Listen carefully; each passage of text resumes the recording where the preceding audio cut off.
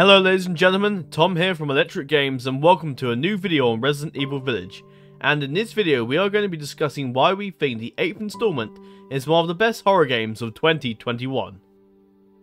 Ethan and Mia Winters and their sinisterly named newborn, baby Rosemary, whose name I'm sure is no accident. They are still trying to move on from the horrific events that transpired at the Baker estate. 3 years have passed since the canon ending of the acclaimed title Resident Evil 7 Biohazard, which whenever reminded of conjures up images of the infamous garage scene, and today the Winters family find themselves by good fortune relocated to the European continent under the watchful eye of Chris Redfield. That, folks, is the end of the Winters story, and they live happily ever after. Round of applause!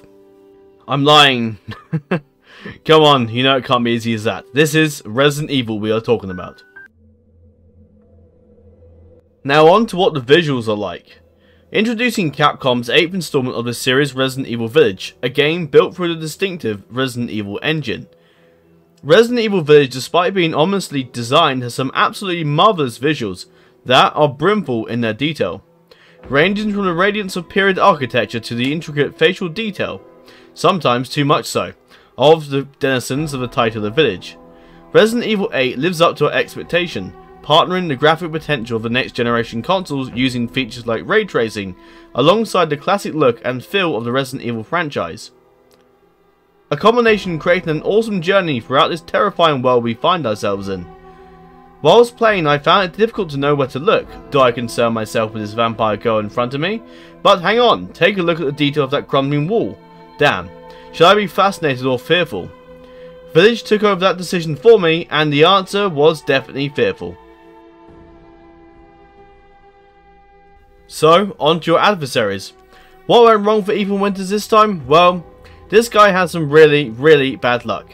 In a turn of events, Chris Redfield and his Hound Wolf squad attack the Winters family home, and some crazy stuff happens, and then we find ourselves in the Village of Shadows, a mountainous Romanian settlement overlooked by the impressive but menacing Castle Domitrescu. This village is governed by a theocratic group of 4 houses, the Domitrescu, Beneviento, Heisenberg and Moreau clans, but ultimately led by an extremely maternal and compassionate figure named Mother Miranda.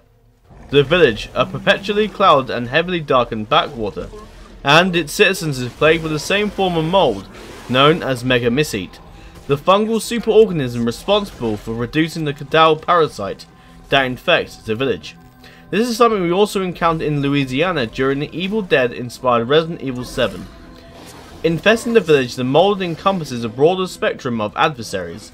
Lycans, a werewolf-human hybrid. The Moraika, paying homage to the Morai, an aspect of Romanian folklore, who in the village are a zombified group of women murdered by the Domitrescu family. And the Samka, an airborne and bat-like variation of the Moraika. Perching at the upper rungs of our adversaries sits the vampiric Domitrescu clan comprised of Lady Alkina Domitrescu, who is herself one of Mother Miranda's cadal parasite experiments, which explains why she is almost 10 foot tall. As well as her 3 near identical daughters, you will become well acquainted with unholy Domitrescu quartet, especially the mother, Alcina, as they will ruthlessly stalk you throughout specific locations, forcing you to always keep an uneasy eye peering over your shoulder at all times. Maintaining the franchise's traditional first-person shooter approach, the new Resident Evil game imbues our experience with terror and panic, particularly in the first half of the gameplay, but also expands somewhat with a greater level of action play in Resident Evil's largest map yet. On to what the gameplay entails. Our primary task as Ethan Winters is to locate our abducted daughter Rosemary and get her to safety. Thankfully, Ethan is now from past experience a skilled rifleman, which translates over to better shocker accuracy and faster reload times. And Lord knows, are we going to need it. It is not a problem if you are new to the Resident Evil series, for Village introduces many novel factors to the series. But it is still a wise idea to have a rough notion of the Resident Evil lore before playing. We are given intel by a rotund fellow named the Duke, who just so happens to be a merchant we can trade supplies and weapons with using Lai, the Romanian currency. The Duke also helps to guide us throughout the Cursed Village and beyond throughout 4 prominent locations. seeming to be one of our only friends and chefs in the midst of the village. In typical Resident Evil fashion, we are able to scavenge resources, even in the form of hunting animals in Days Gone fashion, that assist us in staying alive and fending off mutated opponents. But Resident Evil Village takes this process a step further. We can now craft health and ammo supplies among other useful items. Village reintroduces a grid-based inventory system, resembling the honoured attaché case in Resident Evil 4. Only it has now had a modern overhaul that looks at home on a next-gen console. Each and every opponent Resident Evil 8 sends our way has a distinct combat style, meaning we must constantly adapt our own offensive approach.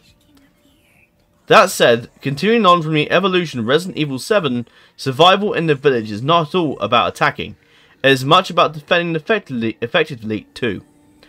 Capcom were keen to focus on developing mechanics allowing players to guard against attacks, instigate staggering retaliations from timed guards, and even kicking base counter-attacks. A further collection of weapons sitting in your arsenal are environmental factors, shooting bags of flour to stun the enemy as well as red fuel barrages. Well, I don't need to tell you what to do with them.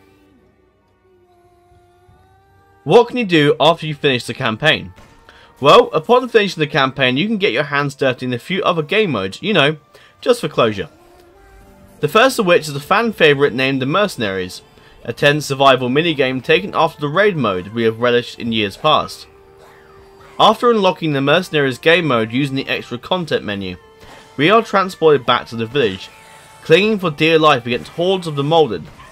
Using our tailored loadout, our goal is to clear the area of the undead without perishing. And the faster the better. Rush doesn't mean rash through. We have to conserve our ever sparse ammo supplies. Around each stage, each set in a different location, are orbs that contain either ability upgrades or time extensions, giving us better odds of progressing intact to the next stage. Okay, but what if you are a bit wearisome of fighting the Moraika at this point? Capcom have you covered. You can instead go on to indulge in a bit of Reverse, a new deathmatch based online multiplayer mode, giving us the ability to enter the perspective of many different characters, such as Jack Baker and Nemesis, from the last 3 or so Resident Evil titles, created as a thank you message to fans to honor the 25th anniversary of the Resident Evil series. Reverse, as the name might suggest, aims to take us way back to the nostalgic beginning of the Resident Evil universe, and it does so by adopting the old school third-person perspective. During the 6-man deathmatches, revered characters from previous installments are revived to fight just one last battle, satisfying the age-old questions of who would win between X and Y. Fortunately for some, Reverse focuses less on horror gameplay and instead hones in on amusement and convenience. Endless respawns and plentiful ammo mean we need only concern ourselves with one thing: to assassinate our enemies in whichever way possible. Now, in my own opinion, I found Resident Evil Village to be an enthralling addition to the series, combining next generation graphics with the archetypical Resident Evil experience. Crazed characters, abominable monsters, jittery journeys throughout demonic feeling locations, and the sheer stimulation of survival. Once you have entered the village, it is very hard to leave it behind, even from the comfort of your gaming chair. Resident Evil 8, at least according to the trusted word of Tsuyoshi Kanda, one of the village producers, brings us a definitive close to the Ethan Winters story. A statement backed up by the closing words of the post-credits scene. The father's story is now done. Though Ethan Winters might be retired for now, Resident Evil certainly isn't. Village leaves us all likely to be thinking the same thing. What is grown-up Rosemary now up to? Well, that is all for now. I hope you guys all very much enjoyed this insight into Resident Evil Village, and I hope you give the game a try yourselves. So, make sure to like, comment and subscribe, and I will see you all in the next video we do. Farewell.